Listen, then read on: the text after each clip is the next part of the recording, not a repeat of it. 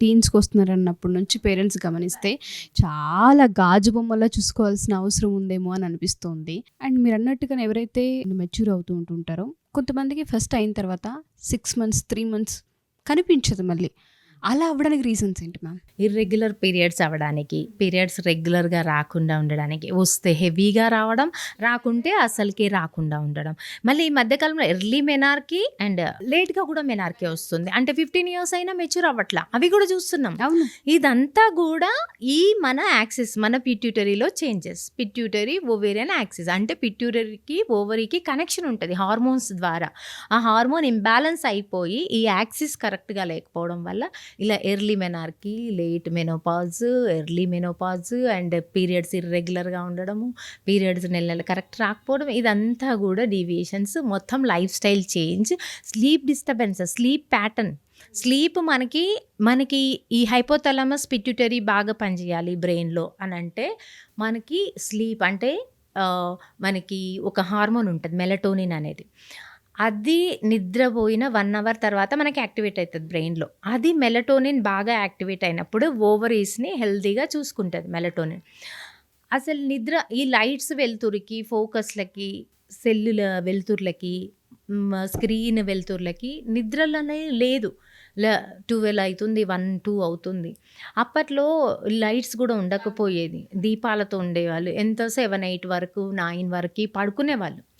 అంటే early bed వెళ్తే ఈ సాఫ్ట్వేర్ వాళ్ళకి ఎంత కామన్ అయిపోయిందంటే infertility problem. Main reason sleep disturbances, sleep pattern disturbances. Sleep pattern 8 hours continue sleep ఉండాలి, డిస్టర్బ్ లేకుండా ఉండాలి.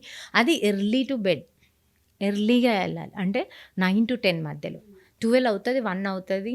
డిస్టర్బెన్స్ రావడం వల్ల టోటల్ మన మెలటోనిన్ రిలీజ్ అవ్వదు. మెలటోనిన్ రిలీజ్ అవ్వకపోతే మన బాడీలో ఉన్న ఏ సెక్స్ ఆర్గాన్స్ కానీ, ఇంటర్నల్ ఆర్గాన్స్ కానీ మన మాట వినవు. అది జరుగుతుంది ఇప్పుడు స్లీప్ ప్యాటర్న్ డిస్టర్బెన్సెస్ వల్ల. ఇదంతా మళ్ళీ నార్మలైజ్ తీసుకురావాలంటే మనం మళ్ళీ వెనక కాలానికి వెళ్ళిపోవాలి, ఆ పద్ధతులకు వెళ్ళిపోవాలి. సో ఈ లైట్లు, ఫోకస్లు ఇవన్నిటి నుండి దూరంగా వెళ్ళి వెలుతురులే 9 వరకు, 10 వరకు స్లీప్లోకి వెళ్ళి టెన్షన్ లేకుండా, స్ట్రెస్ లేకుండా ఉంటే ఖచ్చితంగా మళ్ళీ మన బ్రెయిన్ మన మాట వింటుంది, మన ఓవరీస్ మన మాట వింటాయి. ఇన్ఫర్టిలిటీ అనే ప్రాబ్లం రాదు, ఈ ఇర్రెగ్యులర్ పీరియడ్స్ ప్రాబ్లం రావు, ఈ ఎర్లీ మెనార్కీ ప్రాబ్లం రాదు.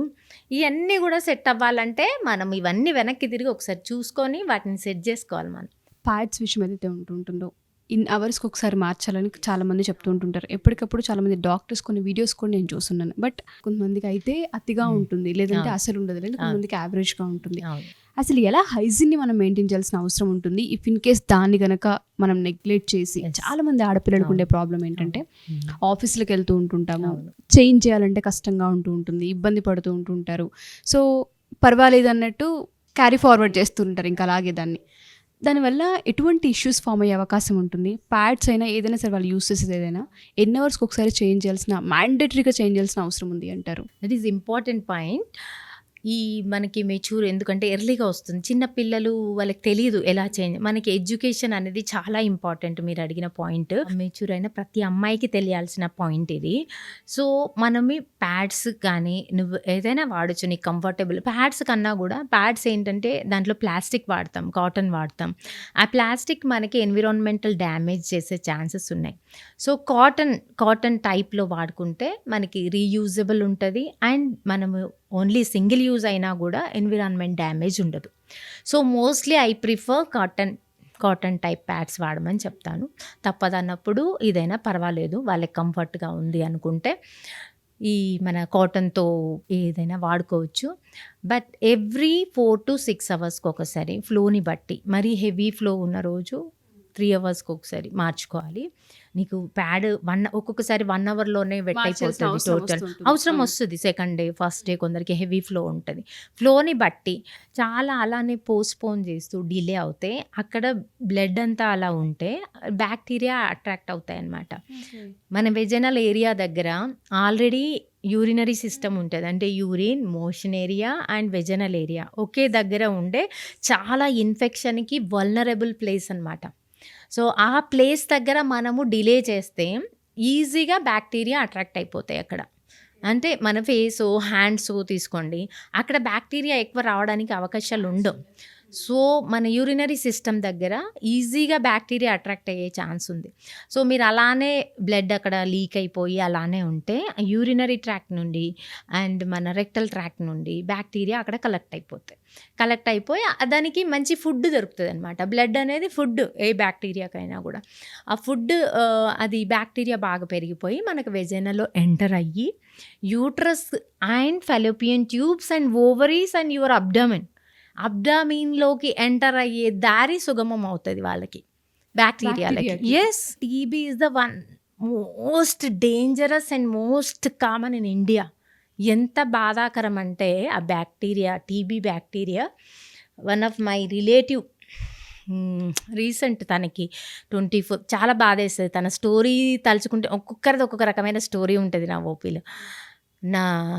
నాకు బాగా అంటే నా ఫ్రెండ్ వాళ్ళ ఫ్యామిలీ మెంబర్ తనకు ఎప్పుడు ఎలా బ్యాక్టీరియా ఎంటర్ అయిందో, టీబీ ఇన్ఫెక్షన్ ఎంటర్ అయ్యి యూట్రస్ మొత్తం డ్యామేజ్ చేసింది, Fallopian tubes and ovaries, abdomen మొత్తం డ్యామేజ్ చేసి మొత్తం అతుకులు తనకు పెళ్ళైన తర్వాత పిల్లలు పుట్టట్లేదు ఏంటా అని చెక్ చేసుకున్నప్పుడు మొత్తం యూట్రస్ మొత్తం క్లోజ్, యూట్రస్ మొత్తం వాల్ అయిపోయింది. దాన్నే ఆషర్మ్యాన్ సిండ్రోమ్ అంటాం.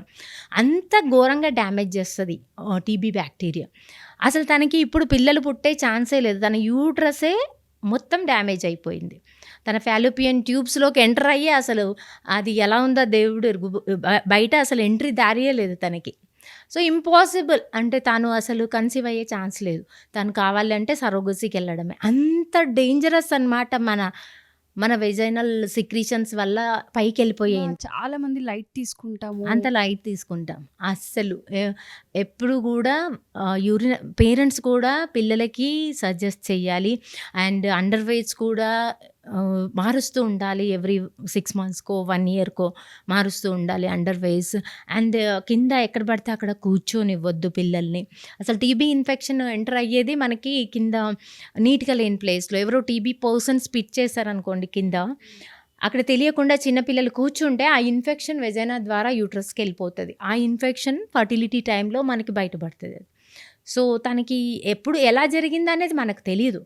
బట్ ప్రతిసారి పిల్లల అండర్వైజ్ కానీ కింద కూర్చునేటప్పుడు ప్లేసెస్ కానీ చూసుకొని కూర్చోవడం, అండ్ ప్యాడ్స్ మెచ్యూర్ అయిన తర్వాత ప్యాడ్స్ ఫ్రీక్వెంట్గా చేంజ్ చేసుకోవడం కానీ, నీట్నెస్ మెయింటైన్ చేయడం కానీ. నీట్నెస్ అని చెప్పేసి మన వాళ్ళు కొందరేమో ఓవర్ హైజీనిక్గా కొన్ని బ్రాండ్స్ అన్నీ మన ఉంటాయి కదా, అవన్నీ వాడేయడము, సోప్స్ వాడేయడము విపరీతంగా, అట్లా కూడా చూస్తాను. అది కూడా రాంగ్. ప్లెయిన్ వాటర్తో daily plain water and plain soap రెగ్యులర్గా వాడేది, 1 time enough. And every time మీరు వాష్రూమ్ వెళ్ళినప్పుడు ప్లెయిన్ వాటర్తో వాష్ చేయడం, దట్ ఈజ్ ఎనఫ్. మనకి వెజైనల్లో న్యాచురల్ ఆర్గానిజం, మనకి హెల్ప్ చేసే ఆర్గానిజం ఉన్నది మనకి, అది డ్యామేజ్ అయిపోతుంది. నువ్వు వేరే ఇప్పుడు అన్ని బ్రాండ్స్ ఉంటాయి కదా, బ్రాండ్స్ అన్ని చూసుకొని మనం ఎక్కువ ఓవర్ యూసేజ్ ఆఫ్ అవి చేసుకుంటే దానివల్ల న్యాచురల్గా డోడర్లైన్ బ్యాసిల్లై అని మన వెజైనాలో ఉంటుంది. మన ఇంటెస్టైన్లో ఎలా మంచి బ్యాక్టీరియా ఉంటుందో వెజైనాని కాపాడడానికి కూడా దేవుడు ఒక మంచి బ్యాక్టీరియాని పెడతాడనమాట. ఆ బ్యాక్టీరియా డ్యామేజ్ అయిపోతుంది. దానివల్ల అదర్ ఇన్ఫెక్షన్స్ ఈజీగా ఎంటర్ అయిపోవచ్చు, అవకాశం కూడా ఉంటుంది. నీట్నెస్ అంటే ఆర్టిఫిషియల్ దాంతో నీట్నెస్ కాదు, plain water and 1 time bath చేసేటప్పుడు సోప్ వాటర్తో క్లీన్ చేసుకోవడం, that's enough. And every time కూడా ప్యాడ్ మార్చుకునేటప్పుడు కూడా హ్యాండ్ వాష్ చేసుకొని ప్యాడ్ని చేంజ్ చేసుకుంటూ ఉండాలి.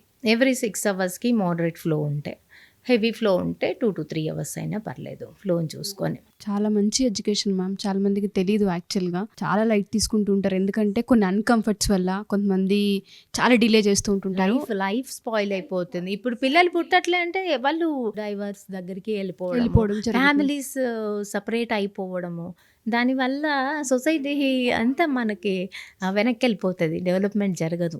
ఇలాంటి చిన్నదే అనుకుంటాం కానీ అది ఎక్కడికో దారి తీస్తుంది.